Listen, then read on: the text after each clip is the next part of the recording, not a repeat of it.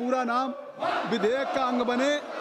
जो सदस्य इसके पक्ष में हैं वो हाँ कहें, जो सदस्य इसके विरोध में वो ना कहें।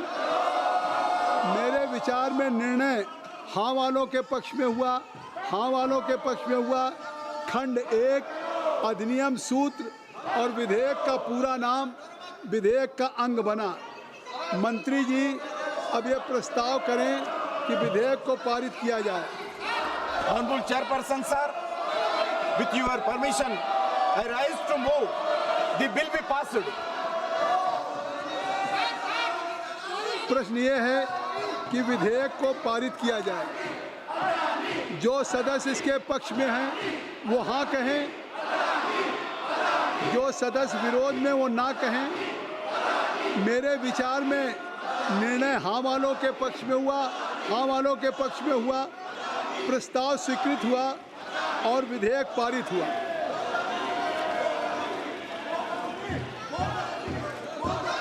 माननीय सदस्यगण, मेरी बात सुनिए।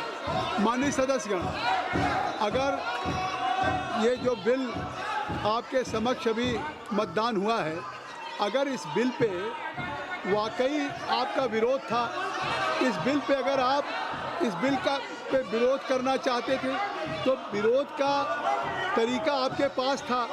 आपने अमेंडमेंट मूव किया था, अमेंडमेंट में पूरा आपका अधिकार था बोलने के लिए। बिल जब माननीय मंत्री ने प्रस्तुत किया तो जब विचार हो रहा है तो ये सदन के बेल में, जो सदन के बेल में खड़े हैं, ये शायद अगर आप अपनी सीट पे होते, इससे साफ है कि आप यू डोंट हैव करें, ये you are not going to oppose this bill. अगर if you want really we are interested to oppose the bill, तो क्यों नहीं आपने पार्टिसिपेट किया? आखिर जब आपका अमेंडमेंट है, माननीय मंत्री प्रस्ताव कर रहे हैं कि इस पर विचार करिए, किसी ने केवल ये शोर करके आखिर क्या आने वाली पीढ़ियों को क्या मैसेज दे रहे हैं आप? नहीं, जयप्रकाश जी, आप पहले भी MP रहे हैं। टैगोर मड़कम जी, आप क्या आने वाली पीढ़ियों को आप मैसेज देंगे? You are a member of parliament, you are chief whip of your party. अगर if honourable members they have moved amendment और मंत्री जी ने विचार करने के लिए कहा, नहीं श्याम आप यहाँ क्यों खड़े हैं? श्याम यहाँ क्यों खड़े हैं? प्रतिभा यहाँ क्यों खड़ी? प्रतिभा ठाकुर क्यों खड़ी है? तो ये सारे लोग यहाँ खड़े हैं, मीना जी। तो मुझे लगता कि आप कोई आप इसमें नहीं अवसर करें।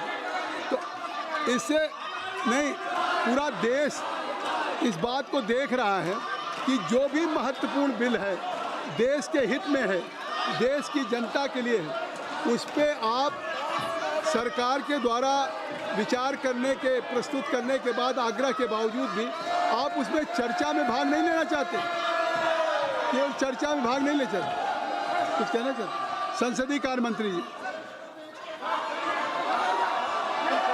संसदीय पार्लियामेंट्री अफेयर्स मिनिस्टर, मैं वेणुगोपाल जी, अखिलेश यादव जी और कई हमारे वरिष्ठ साथी हैं, इन लोगों को थोड़ा डिसिप्लिन से अपना प्रोटेस्ट करने के लिए समझाइए।